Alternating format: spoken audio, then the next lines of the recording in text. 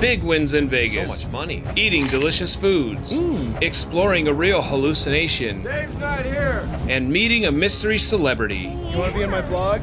I can't wait to tell you all about this and the rest of my unforgettable World Series of Poker experience. I'm home now, and thank God, because even though Vegas is a non-stop thrill ride, everything wears me down. Like how the heat makes me feel like a cheap rotisserie chicken, or how everything I touch turns my hands black, or how a bottle of water costs $10 when I charge it to Lance's room. But let's not get in the weeds over who owes whom money for excessive room charges. Let's get to the epic conclusion of my 2023 World Series of Poker journey.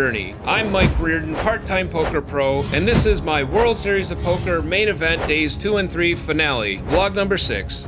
We last left off at the end of Wednesday, July 5th, day 1C. If you haven't seen the day 1 video, I'll link episode number 5 in the description below.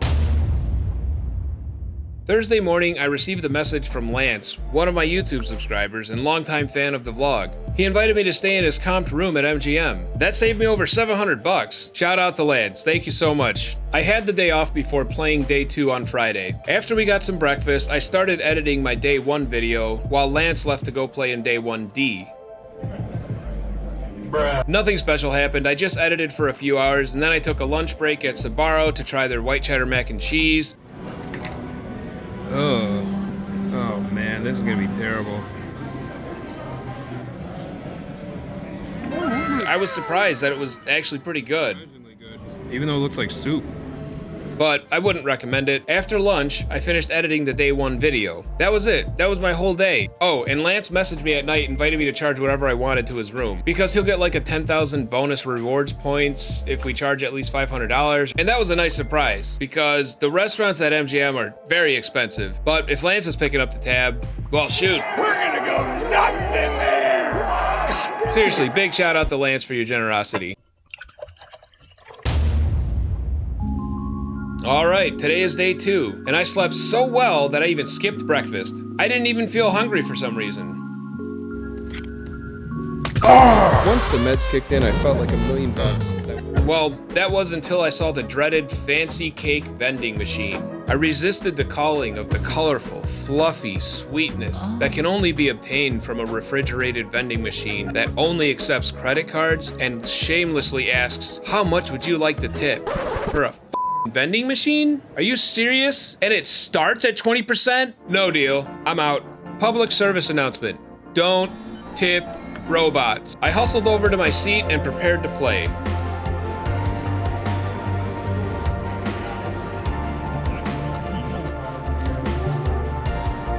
Before things kicked off, the tournament director announced that we all receive a souvenir chip protector because this year's main event had 10,043 entries, which broke the record of 8,773 entries back from 2006.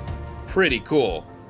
I know we didn't talk about hands last episode, but we're gonna make up for it in this one. If you don't like listening to poker hands, just check out the chapters and just skip around them. When we started, it was a starting chip stack of 60,000 chips. We started day 2 with 69,000 chips. Not the best, but we have plenty of time in a very long structure to make this work. First hand here, it's in the 400-800. We get ace king suited, we're under the gun. We raise it to 1.8K, folds around, we get a call from the small blind. Flop comes 2 spades, no pair. Small blind leads out, I call. Then the ace comes on the turn. Small blind leads with 5.5K. I just call. I've got top pair, top kicker. I didn't raise here because I thought the ace would scare him away. And I have extra value. If the spade comes, he can try and wrap the flush, or even better if he's got a smaller flush. Or if any face card comes, giving him a straight possibly, I get paid. Then boom, the queen comes. Alls I have is top pair, but I feel like I'm pretty good. He checks, I do the same bet as before, he folds. So we're off to a good start. Next hand, we're in the hijack with queen jack suited. Cutoff raises, he doubles the big, and I raise to 3.5K. He calls, and we flop 2 spades with top pair queens. He checks to me, I bet 4.5 thou, he calls, a 10 comes, I bet 7K, and he's out of there. Easy money. We're doing great. Next hand, we're in middle position here with queen, king suited. Spades were doing wonders for me in this first level. We get to open. Routine poker is double the big blind, or 2.5 times the big blind. So 1.6K when the big blind is 800 is a standard open. Sometimes people are doing 1800 or 2000. That's about standard. That's the language of the game. I raised to 3.6K, just letting everyone know that I'm gonna run this hand. It folds around, he calls. This is the same guy as before. I flop top pair with a backdoor spade draw. I bet out 4K, he folds, he knows the game, he knows I wasn't gonna slow down. We win this pot. Look, I'm feeling great at this point. This is still on the first level. I mean, they're not monumental hands, they're not massive, but I'm building up my stack. Okay, next hand, we're in the cutoff. That means we're right next to the button. Blinds are at 500, 1000, we're at the next level now. I get pocket sixes and the low jack raises to about, not quite 2.5 bigs. I call, button folds, so now I have position. This is good. We flop an open-ended straight draw with a pair. I raise to 3.5K, he gets out of there. Easy money for Mike. During a break, I met up with my good friend and frequent guest of the vlog, Wayne. What are you playing today? $1,500 pot limit Omaha knockout? You playing that 2-card bullshit? Yeah. Wayne is too much of a to play in the $10,000 main event. So we played in the 1,500 pot limit Omaha bounty tournament. I caught this magical hand during my dinner break. You see, in bounty events, each player you knock out will give you a bounty chip. In this event, the bounty chip is worth $500. So every time you knock someone out, Nice hand, Wayne. $500 in your pocket. I came just in time. Wayne ended up winning $3,876 in that tournament. And he was so excited that he even stalked Daniel Negreanu just to get on a second vlog. And there's Wayne. Wayne notices the camera. Should I leave? No, I gotta get some more FaceTime. Yep, I'm just super cool Wayne, drinking my beer, playing with Daniel Negreanu, and I'm out. Gotta take a... After the dinner break, we returned to finish the final 2 levels of day 2. Let's go back to the hands. We're in the cutoff, and the hijack raises to 2,000. I call with ace-4 suited. The button calls for 2,000. Small blind and big blind call. We don't flop much. We don't have a pair. We've got a backdoor flush draw. It's going to be hard to hang on, but let's see what happens. We'll go check, check with the blinds, and the button checks. It just checks all around. I don't know if it's a trap or if everyone just missed everything. Next card, money card for me. We get a second spade for the nut flush draw. We get a king for the inside straight draw. We have every reason in the world to stick around in this pot. It goes check, check, then a check from the initial raiser, and I open with 2.2 thousand. We go fold, we get a call from the small blind, another fold, and it's heads up. Money card. Nice. This card's so good for me because I have the best hand. He bets 8,000 at me.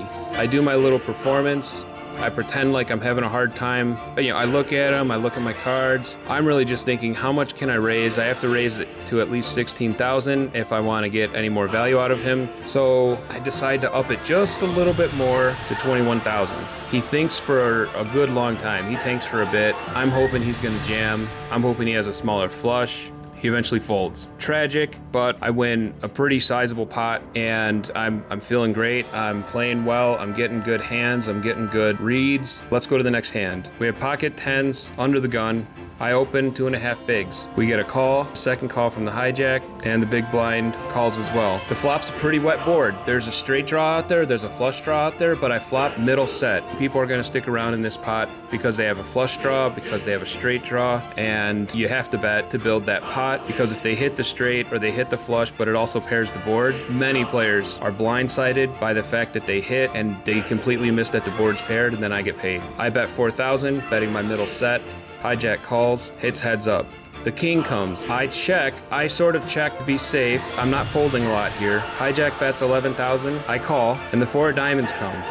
Now, I want to talk about this player for a second. He's a very hard player, very strong player. He bets very heavy, but it doesn't necessarily mean that he has a good hand. He just knows the value of betting pots to take him down. I don't know what he was chasing, but when I let him bet the last round, I felt if I bet and he had nothing, he was just gonna fold and I'm not getting any more money. It's a risk, but that's part of the game. But now that this diamond came, I could have ace-jack diamonds here, ace-6 diamonds here. It looked like I had the flush draw. I have a set, middle set, and it's not a hand, it's a strong hand, but there's a straight out here, there's a flush out here. It's very easy to get up right here. So I decided I was gonna make a sizable value-sized bet. Almost like that last hand, representing that I had the nut flush and I'm trying to get as much as I think that you will call if you have like ace king here, or if you have 2 pair. What are you gonna call? So I bet 18,000, and even if he just flats me, I feel like the 10s is good. If he raises me, I'm in a rough spot. I'm probably gonna fold. There's just too much out there that beats me. So I bet 18,000, he folds. I'm happy. That's another big pot. I think this is when I got the 125,000 chips. Next hand. This hand shook me. If things didn't happen the way that they did, I would have been out. I'm in the hijack. The guy here to my right has been a very strong player. He was 3-betting and 4-betting all night. He was doing it to control the pot, and he was taking down a lot of pots because of it. Now let me talk about this guy here. I labeled him tight. I was referencing him as Mouse from The Matrix. Morpheus is fighting Neo. That's just what he looked like to me. He was a very quiet kid. He sat there with his hands in his lap the entire time. He maybe played 2 hands the entire night, going on like 3 hours of playing, probably only playing aces and kings. My guy to my right, he's been opening a lot for double the big blind. So when I get dealt pocket queens here and he opens, I raise to 8,000. Mouse flat calls to 8,000, big blind folds, and then the guy to my right raises to 21,000. Now if it was just the two of us, I might have called. I was caught next to this dude to my right, who's been playing super strong, super aggressive, and has way more chips than me. And to my left, Mouse, a super tight player who's suddenly interested in a hand. I'm thinking Mouse has aces. I think the guy to my right has nothing. He's just playing this way. He's just playing for big pots because he's been doing that all night. And because Mouse closes the action, I'm worried that if I call this 21,000, Mouse is gonna possibly raise or jam with his aces, and then I'm gonna be in a tough spot. I can't call it. I justify folding. So, here's how this hand plays out. Mouse raises to 50,000. The other guy insta jams. Mouse insta calls. They table their hands. That means they show their cards before the board runs out. And the entire table was shocked to see that not only did this fella have aces, Mouse had ace jack offsuit, which is a complete hand for the position you're in, for the way you're playing this. You see the stats. He's got 7% chance. It's a sweat and the bust. So this guy's out. I had to leave that hand in because Mouse took a bullet for me. If he hadn't been in this hand and gotten mixed up, what would have happened if I had my queens and a jack high flop like that comes up? I'm probably getting it in and losing to aces right there. Next hand, I'm under the gun with pocket kings. And again, this fella to my right got about 300K now to my like 68,000. He's been real aggressive the entire night. So it folds around. It was his big blind, and I raised under the gun to 5,000. He re-raises me to 16,000. We tank for a little bit, and we jam, all in. He has ace queen. He shows when he folds, but I'll take that call every day. Again, all the pots I was winning were small pots on the second half of the day, and I wasn't getting any showdowns. All right, last hand in the big blind with ace king offsuit. The Bulgarian guy raises to 4,000, and I call. I flop top pair with top kicker, and I check. If I ended up raising here, he's just gonna fold. I wanted to get some chips out of him. He makes it 3,000, I raise to 10,000, and he calls. Next card is a bullshit card. I raise to 15,000, he tanks and folds. That was the last pot that I won of the night. We survived day 2. We have 66,000 chips to start day 3 on Sunday, July 9th. That's not great, but these games are all about surviving to the next stage. And with that, I went back to the room, took a shower, and crashed. I slept until almost lunchtime. Lance was leaving to go play his day 2. I decided I wouldn't edit today. I was just gonna take it easy. So I start off by ordering lunch from the Grand Walk at MGM.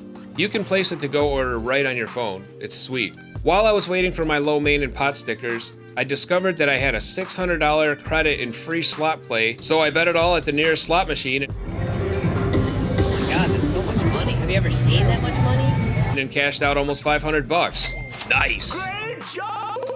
Later that night, I was walking around on the strip recording B-roll. I visited the bakery at the Hershey store. Everything looks so delicious. Oh my god.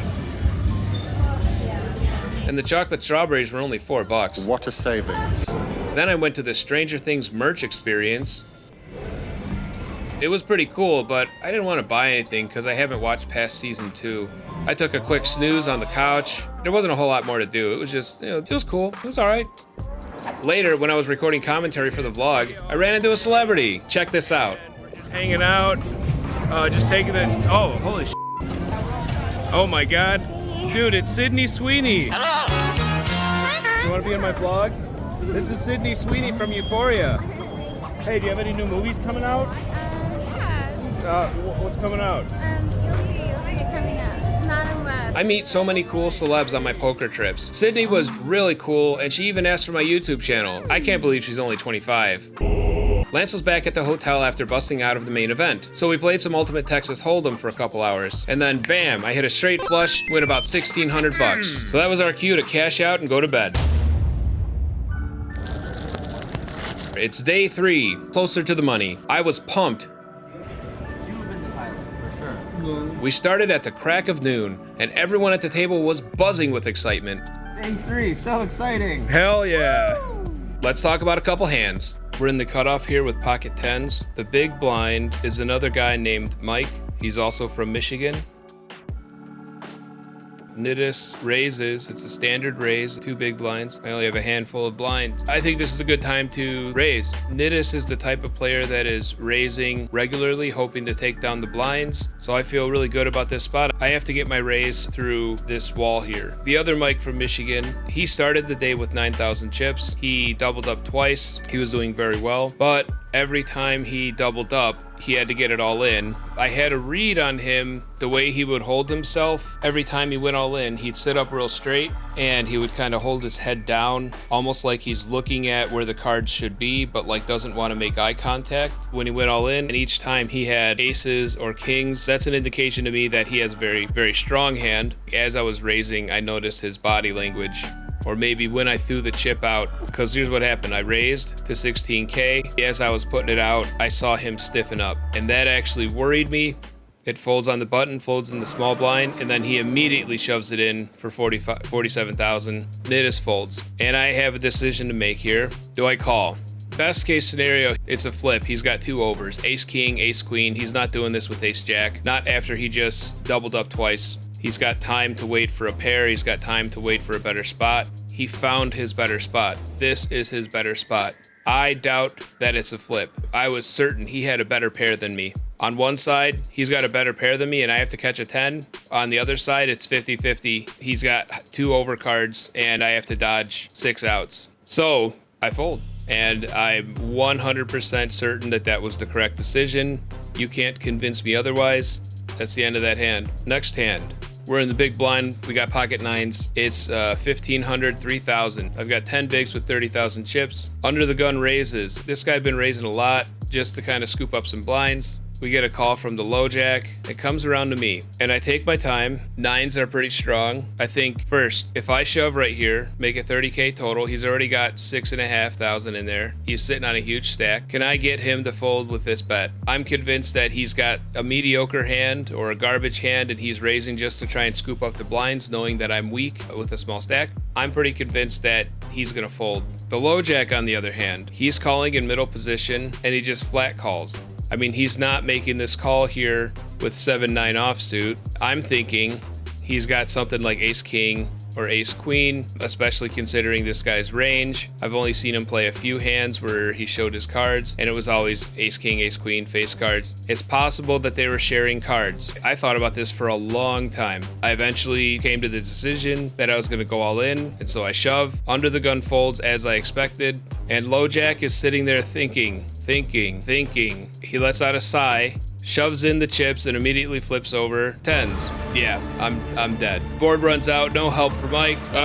So that's it. I was out. Game over. And even though I still had money left to play other events, I really was ready to go home. I missed my dog, my own bed, and even Kayla. Crap, I hope she's not still mad at me. Probably not. We'll take another stab at the main event next year. I booked my flight for tomorrow morning, and while I was packing my luggage, Wayne texted me to come out to Omega Mart since they might have mac and cheese on the menu. I had heard of Omega Mart from a few friends, and I really wanted to check it out. So even though I was a bit disappointed that they no longer served mac and cheese, I really loved exploring Omega Mart. This place was like an acid trip on the Sci-Fi Channel. We spent well over an hour in there. It's indescribable. If you're in Vegas and you have a chance to go to Omega Mart, Area 15, there's a lot to do there. That's just one thing. Just go and do it. It was really, really cool. Dave's not here. Seriously, it was phenomenal.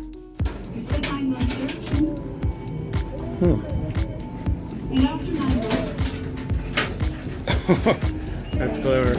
Afterwards, I got a drink with Wayne and Navi and just relaxed and headed back to the hotel. I don't have the stink face on there. Good. On the way to the room, I noticed that Morimoto was open, and I'm not going to pass up an opportunity to charge a few apps to the room. I'm going to do what I can to help Lance hit that $500 reward bonus.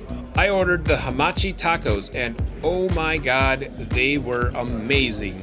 I also got the Gyoza, and you know, that was pretty good too, but I'm still thinking about the Hamachi tacos like several days later. They were so good.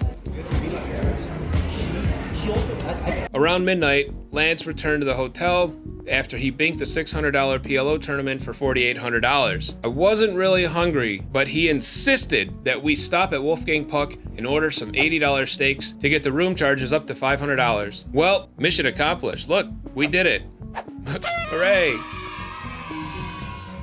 Time for poker math. Warning, poker math may not reflect reality. We're gonna do it a little different. We're gonna do the Angry Wife edition. Just in case some of you come back from your gambling trip and your wife's pissed off. She's over there, why'd you lose $15,000? And I can't believe you slammed the door in my face. And that's not actually Sydney Sweet. You gotta give them this classic poker math wordplay. First off, don't let them use their calculator or their phone. Don't let them write anything down. And then start spitting out the word salad.